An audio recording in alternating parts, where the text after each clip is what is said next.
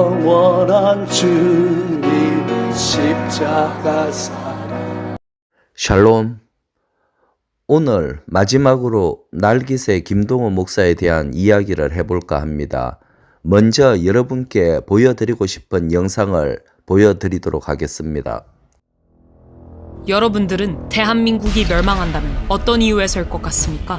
전쟁, 자연재해, 국가부도, 전염병. 전직 미 국방부 장관 캐스퍼 와인버거는 그의 저서 더 넥스트 워를 통해 이렇게 예측했습니다. 내전. 만약 대한민국이 멸망한다면 간첩과 주사파의 공작에 의한 내전에 의해서일 것이다. 저도 이 역사적 사실에 기반해 가상으로 한반도의 마지막 시나리오를 예고해 보겠습니다. 광화문 광장에서 촛불 시위와 태극기 세력이 극렬하게 충돌을 일으키고 있다. 촛불 시위의 외침은 이와 같다. 윤석열 탄핵, 주한미군 철수, 평화협정, 종전협정, 연방제 통일, 태극기 세력의 외침은 이와 같다. 문재인, 이재명 구속, 한미동맹 강화, 주사파 척결, 자유통일. 고도로 훈련된 북한의 간첩들이 매년 북한으로 들어가고 있는 경찰복과 군복으로 위장하여 빌딩에 올라간다. 그리고 이들은 태극기 세력이 아닌 반대편의 촛불 시위 쪽을 향하여 사격을 실시한다. 촛불 시위에 앞장섰던 많은 사람들이 위장 간첩이 쏜 총알에 의하여 쓰러져 간다. 이성을 잃은 촛불 시위대는 경찰을 향해 달려들어 총을 빼앗고 경찰을 향해 난사하기 시작한다. 전국에 퍼져 있는 북한의 지하 조직은 좌경화된 국민들을 선동하여 전국에서 동시에 민중봉기를 일으킨다. 여기에 국내에 있는 중국인, 조선 쪽 100만 명이 가세한다. 5.18 때와 마찬가지로 일제히 파출소와 무기고를 습격해 무기를 탈취하고 난동을 일으킨다. 모든 관공서가 점령당하고 이렇게 대한민국은 손쓸 틈 없이 내란 상태로 돌입하게 된다. 경찰도, 군인도, 미군도 그 누구도 막을 수 없을 만큼 사태는 걷잡을 수 없이 커져만 간다. 이렇게 한국의 내전 상태가 확대된 바로 이때 북한의 특수부대 군인들이 대한민국을 접수하러 기습 남침을 한다. 이미 절반이 넘게 좌경화된 국민들은 김정은 만세를 외치며 인민군과 김정은에 대하여 환영 행사를 진행한다. 이렇게 대한민국은 돌이킬 수 없는 연방제 통일로 가게 된다. 이 상황은 대구 10월 폭동으로부터 시작하여 제주도 4.3 사건, 여순 반란 사건, 5.18 광주 사태에 이은 북한 공작의 완성이었다. 내부 반발을 억누르기 위해 모든 언론을 통해 성명서가 나온다. 모든 공무원은 그대로 유지되며 현재 치안 질서도 그대로 유지될 것입니다. 이렇게 모든 국가 권력을 완벽히 장악한 후 그들은 본색을 내보인다. 본보기로 김정은과 노동당에 호의적이지 않은 시민 1,000만 명을 학살한다. 공산주의의 실체를 알게 된 국민들은 살기 위해 배를 타고 가장 가까운 일본으로 탈출을 감행한다. 그 숫자는 1,000만 명에 달한다. 이렇게 1,000만 명이 보트 피플이 되어 망망대해를 떠다니게 된다. 이것은 소설 속의 얘기가 아닙니다. 이번에 정권 교체가 이루어지지 않았다면 벌써 일어났을 일들입니다. 이미 일본 국회에서는 이것을 예상하고 일본으로 건너온 한국 난민을 어떻게 수용, 처리할 것인지 대비책을 논한 바 있습니다. 하지만 이와 같은 상황을 대한민국 국민만 모르고 있습니다. 제가 존경하는 한국의 사상가 신영복 선생은 지난날 제주가 꾸었던 꿈이 지금 우리의 꿈입니다. 이제 이 미점령군하고 미군 철수해버리겠다는 얘기였어요. 제가 그래서 야 다행이다. 여기 찬스다. 미군 철수가 신념인 이재명을 지지하는 국민의 숫자가 무려 1,614만 명에 달합니다. 미 국무부 장관과 CIA 국장을 지낸 마이크 폼페이오는 한국 언론과의 인터뷰에서 충격적인 발언을 했습니다. 지금 이 상태로 간다면 다음 전쟁은 대한민국입니다.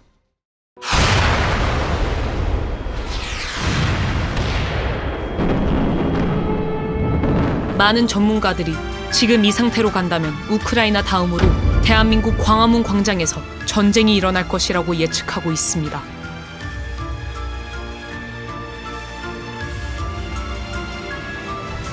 다음 전쟁은 대한민국입니다.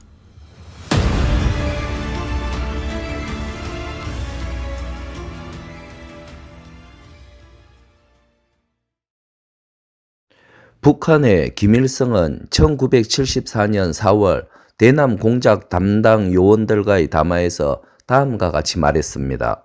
남조선에 내려가서 제일 뚫고 들어가기 좋은 곳이 어딘가 하면 교회이다. 교회는 이력서, 보증서 없이도 얼마든지 들어갈 수 있고 그저 성경책이나 하나 옆에 끼고 부지런히 다니면서 헌금이나 많이 내면 누구든지 신임받을 수 있다. 일단 이렇게 신임을 얻어가지고 그들의 비위를 맞춰가며 미끼를 잘 던지면 신부, 목사들도 얼마든지 휘어잡을 수 있다. 문제는 우리 공작원들이 남조선의 현지 실정을 어떻게 잘 이용하느냐 하는 데 달려 있는 것이다. 김일성은 소위 남조선 해방, 즉 적화의 진지 중 하나로 군대, 노조와 함께 교회를 꼽았던 것입니다. 대남 공작원 출신인 고 김용규 씨가 폭로한 김일성의 비밀 교실을 보면 김일성은 북한에 동조할 법조인 양성만큼 교회 공작에 관심이 많았고 남조선에 내려가서 제일 뚫고 들어가기 좋은 곳을 교회로 본 것입니다. 2013년에 작고한 김용규 씨는 김일성 대학을 졸업한 인민군 대자 출신으로 북한에서 영웅 칭호까지 받으며 한국에 6번이나 난파됐던 인물입니다.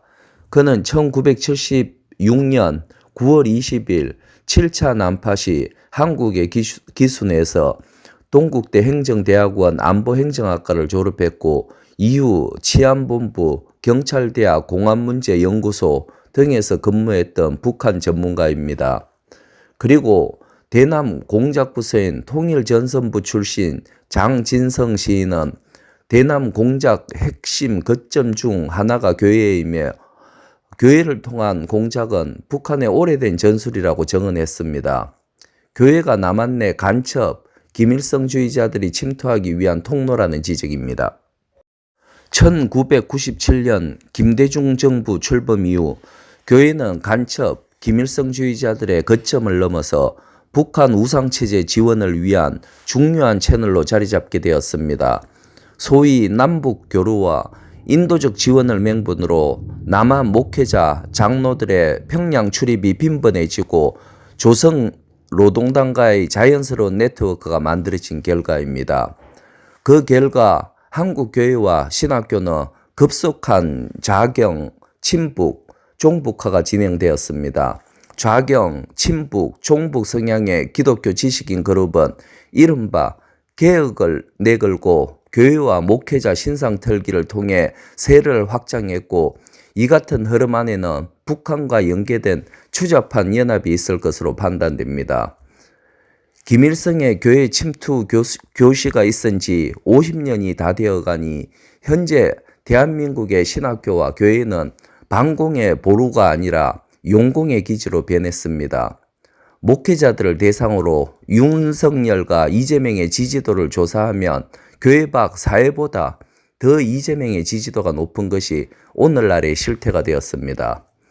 조직화된 좌익 기독교 단체들은 모두 동일한 구성원으로 서로 돌아가며 회장, 사무총장, 간사, 고문 등을 역임하고 젊은 기독교 청년들을 붉은 전사로 키워 교회들에 침투시켰습니다.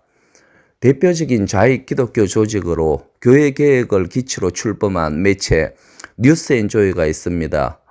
뉴스앤조이 전 현직 기자들의 상당수는 아름다운 마을이라는 이름의 기독교 공동체 출신으로 이 공동체는 기독교 외의 그 어떤 종북 좌파 조직들보다 대담하면서도 노골적으로 주체사상과 북한의 체제에 대해 찬양 및 고무하는 활동을 지속해오고 있습니다. 이 마을 회원들은 김일성 창가인 청춘을 부르는 것으로 알려졌는데 이 노래는 청춘을 어머니 당인 노동당과 김일성 부자와 북한 조선인민민주주의 공화국을 위해 아낌없이 드리자는 내용입니다. 이 마을의 핵심 인물로 알려진 사진에서 보는 최철호 목사는 2005년 1월 1일 아내와 함께 방북했을 당시 보시는 대로 사진을 찍었는데 해당 사진에는 21세기 태양 김정일 장군 만세라는 글귀가 선명하게 보입니다. 최철호 목사는 해당 사진을 아름다운 마을 인터넷 카페에 21세기 태양 김정일 장군 만세 철호라는 제목으로 게재했습니다. 최초로는 뉴스엔조이가 설립한 교육기관인 기독청년 아카데미 운영위원장 및 교육위원장 등의 요직을 맡은 사람입니다. 더욱 경악할 일은 이 마을에서는 노골적으로 김정일 장군님, 김일성 주석님이라는 표현을 사용하고 있는데 특히 민주주의와 인권의 본질이라는 제목의 내부 문구는 김정일과 김일성이 말한 것으로 보이는 내용을 담고 있는데 그중 일부는 다음과 같습니다. 우리는 사회생활의 모든 분야에서 계급 정립장과 혁명적 원칙을 튼튼히 지키며 인민의利益을 침해하는 적대분자들과 불순분자들을 철저히 진압하여야 합니다. 특히 인권옹호의 간판밑에 감행되고 있는 제국주의자들의 반공모략 책동에 단호한 반격을 가하며 사회주의적 민주주의를 훼손하려는 온갖 시도들을 제때에 짓부셔버려야 합니다. 김일성 주석님, 인민정권을 더욱 강화하자. 1977, 12, 15. 주목되는 부분은 앞서 언급했듯이 뉴스엔조이 기자들 상당수가 이 아름다운 마을 출신이라는 점인데 자료에 의하면 이들 기독교 청년들이 뉴스엔조이 기자로 활동하게 된 배경은 자발적 의지라기보다는 아름다운 마을의 정책적, 조직적 움직임으로 보인다는 것입니다. 뉴스엔조이는 전반적으로 기독교계를 향해서는 가혹할 정도로 날카로운 잣대를 들이대며 분쟁과 갈등에 초점을 맞추는 반면에 북한의 세습 독재 정권에 대해서는 한없이 온화하고 관용적인 보도 태도를 보이고 있습니다. 언급한 기청아, 즉 기독교 청년 아카데미는 교회 및 선교단체 구성원들을 북한을 찬양하는 이들이 모여있는 아름다운 마을 공동체로 끌어들이는 수단으로 활용되고 있습니다. 이렇게 교육되고 세뇌된 기독교 청년들이 성장하여 가는 곳들이 또한 교회 개혁을 내세우는 기독교 단체들입니다. 서로 연결되어 있는 좌파 기독교 단체들로는 복음과 상황은 양희송이 실장으로 있었습니다. 성서한국, 손봉호가 공동대표로 재직했고 수련회 등 집회에 김동호 목사가 설교를 합니다. 교회개혁 실천연대 역시 손봉호가 지도위원을 역임했습니다. 기윤실, 즉 기독교 윤리 실천운동 역시 김동호, 손봉호가 공동대표를 역임했습니다. 이 외에도 이름만 다를 뿐 구성원들은 동일한 좌파 기독교 단체들이 대형 교회들의 교회 세습 등을 빌미로 교회를 세상의 조롱거리로 만들고 허물기 위해 오늘도 쉬지 않고 일하고 있습니다. 이들 모두는 동일 후원 계좌로 활동하는 일심동체의 조직들입니다. 참 청을함이라는 김동호 목사가 만든 조직은 말씀드린 아름다운 마을 공동체 모임에 장소를 제공하는 등 동력하고 있는 단체이며 지금은 차별금지법에 찬성하는 기독교 단체로 앞장서 일하고 있습니다. 또한 김동호 목사는 우리나라 대표적인 좌파 역사학자인 이만열 교수를 돕자는 후원 계좌를 자신의 SNS에 올리기도 했습니다. 김동호 목사는 폐암까지 걸렸다는데 끝까지 이렇게 살다가 죽지 않을까 걱정됩니다. 이 외에도 김동호 목사의 좌파적 행각에 대해 이야기하자면 끝이 없을 정도입니다. 이렇게 정치적이고 자에게 경도된 목사가 있을까 싶을 정도로 심각한 수준입니다. 이런 자가 올리는 새벽 설교를 지금도 듣고 있다면 중단하시길 바랍니다. 꼭 중단하시고 회개하시기 바랍니다. 진리의 영이신 성령을 받은 주의 자녀들이라면 이런 자들에게 속아 사탄의 길을 걷지 않을 것입니다. 지금까지 시청해 주셔서 감사합니다.